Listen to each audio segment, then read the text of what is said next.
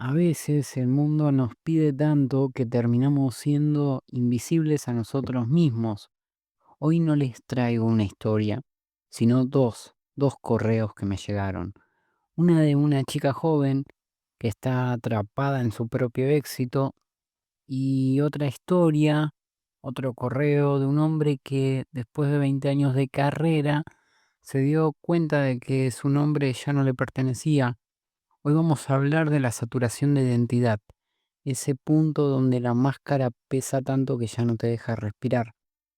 Si alguna vez sentiste que necesitas desaparecer un tiempo para volver a encontrarte, quédate, porque hoy nos acompañamos en este silencio. A veces el éxito que todos ven es la jaula que a vos te encierra. Hoy les traigo el primer correo. Es una historia que me dejó pensando en el precio que pagamos por existir para los demás. Me escribió una chica, vamos a llamarla Clara.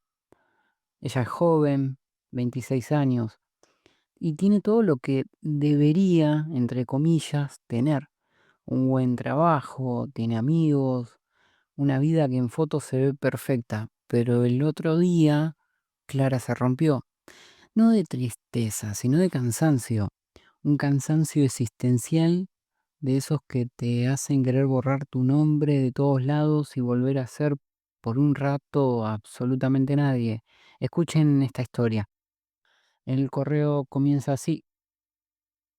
Hola Martín, te escribo desde el baño de mi oficina, el único lugar donde nadie me pide una sonrisa o un informe. Tengo 26 años y según LinkedIn y mi Instagram, mi vida es increíble y me está yendo fenomenal. Pero la verdad es que siento una saturación de identidad que me está asfixiando. Mi problema empezó el martes pasado. Estaba en una reunión por Zoom y veía mi cara en el cuadrito ese de la pantalla y no me reconocía. Sentía que esa chica que hablaba de objetivos y de métricas era una impostora. Me sentí disociada, como si estuviera viendo una película de mi vida, pero yo estuviera sentada en la última fila del cine, sola. Cuando salí de la oficina, en lugar de ir al gimnasio, donde también tengo que ser la chica fitness, me subí a un colectivo que no conocía. Me bajé en un barrio viejo, de esos donde las señoras riegan las plantas en la vereda. Caminé bajo la lluvia finita, con la ropa de oficina empapada, y me sentí libre. Por primera vez en años nadie me miraba. No era la licenciada, no era la hija exitosa, no era la amiga que siempre tiene un plan. Era una mujer mojada caminando por la calle. Esa invisibilidad voluntaria fue mi primer anclaje en meses. Me senté en un banco de madera, apagué el celular, que tenía 40 notificaciones de WhatsApp, y me quedé mirando cómo caía una hoja bajo la lluvia fina. En ese momento entendí que mi mayor miedo no es el fracaso, Martín. Mi mayor miedo es que si dejo de actuar para los demás, no me quede nada adentro. Necesitaba esta presencia silenciosa conmigo mismo para ver si todavía sigo ahí. ¿Es normal querer renunciar a ser alguien para poder empezar a ser yo? Así termina el mail de Clara, el correo. Me dice dos o tres palabras más, pero como dice asuntos personales de ella, no los vamos a contar en esto. Eh, El segundo correo que vamos a leer hoy es de Javier y tiene 52 años. El correo comienza así. Hola Martín, te escribo después de haber borrado este mail 2 veces. Me da pudor porque se supone que a mi edad uno ya debería tener todo resuelto, ¿no? Pero escuché tu video sobre la presencia silenciosa y sentí que vos podías entender este nudo que tengo en mi garganta. Tengo 52 años, si ves mi perfil de LinkedIn, parece la historia de un ganador. Soy gerente regional de una multinacional de logística. Pasé los últimos 25 años de mi vida subido a aviones, durmiendo en hoteles que son todos iguales y memorizando hojas de cálculo. Mi vida es una sucesión de objetivos cumplidos. Tengo una casa en un barrio cerrado que todavía estoy pagando, dos autos que brillan en la entrada y una familia que, honestamente, a veces siento que solo conozco por foto de WhatsApp. La verdad es que la empresa donde trabajo es una picadora de carne. La cultura es la de la disponibilidad total. Si el CEO me manda un mensaje a las 11 de la noche un domingo, se espera que conteste en menos de 5 minutos. Y yo lo hacía. Me sentía orgulloso de ser el hombre que siempre está. Pero esa presencia en la oficina fue creando una ausencia absoluta en mi casa. El mes pasado cumplimos un aniversario en la empresa y me dieron un premio a la trayectoria.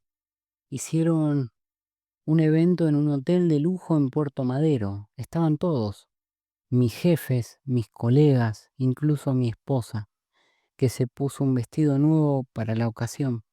Cuando subí al escenario y me dieron esa placa de cristal con mi nombre grabado en letras doradas, sentí un frío repentino. Miré mi nombre, Javier S., excelencia y liderazgo. En ese momento sufrí una saturación de identidad. Sentí que ese Javier de la placa no era yo, ese era un producto que la empresa había fabricado. Sentí que si yo me moría en ese mismo instante, ellos simplemente limpiarían el escritorio, cambiarían el nombre en la placa y la máquina seguiría girando. Me miré las manos y no sabía de quién eran. Miré a mis amigos, o a los que yo llamaba amigos. Son todos del círculo corporativos, son todos de la empresa. Gente con las que hablo de la bolsa, de política, de negocios. No tenemos silencios. Si no estamos hablando de algo que produzca, nos sentimos incómodos. Me di cuenta de que no tengo a nadie a quien llamar para decirle me siento mal, me siento vacío. A mi esposa la amo, pero nuestra relación se volvió un intercambio de logística. ¿Quién busca a los chicos? ¿Qué pagamos hoy? ¿A qué evento tenemos que ir el sábado? Ella también se compró la máscara del éxito. Esa noche, después del premio, no pude ir a la cena de festejo. Les dije que me sentía mal, que me había bajado la presión. Mentira. Me subí al auto y empecé a manejar sin rumbo. Salí de la ciudad, agarré la ruta. Necesitaba la invisibilidad voluntaria. Terminé en una estación de servicio, de esas que están abiertas las 24 horas en medio de la nada. Me bajé, me senté en una mesa de plástico con una taza de café que quemaba. No había nadie conocido. Había un camionero durmiendo en la mesa de al lado y el playero limpiaba los vidrios. Nadie sabía que yo era el gerente regional y nadie esperaba que yo dijera algo inteligente o que liderara a nadie. En ese silencio de la ruta sentí mi primer anclaje en años. Yo no era el Javier de la placa, era solo un hombre cansado tomando un café feo en una estación de servicio. Lloré, Martín, lloré como un chico, pero sin ruido. Fue un alivio tan grande dejar de ser alguien. Sentí que mi cansancio existencial no era por mi trabajo, sino por la actuación, por tener que sostener esa identidad de hombre exitoso las 24 horas del día. Ahora, cuando vuelvo a la oficina y veo esa placa fea en mi escritorio, me río por dentro. Ya no es mi nombre. Mi nombre me lo guardo para esos momentos de silencio, para cuando me escapo a caminar por la plaza donde nadie me conoce. ¿Cómo se hace para desarmar una vida entera que construiste sobre una mentira de éxito? ¿Cómo le digo a mi familia que el hombre de la foto ya no quiere estar más ahí? Gracias por este rincón de compañía silenciosa. Sos el único cable a tierra que me queda. Javier nos manda desde la ciudad de Buenos Aires, de Argentina. Y así terminan los dos mails, el de Clara y el de Javier. Y esto fue todo por hoy.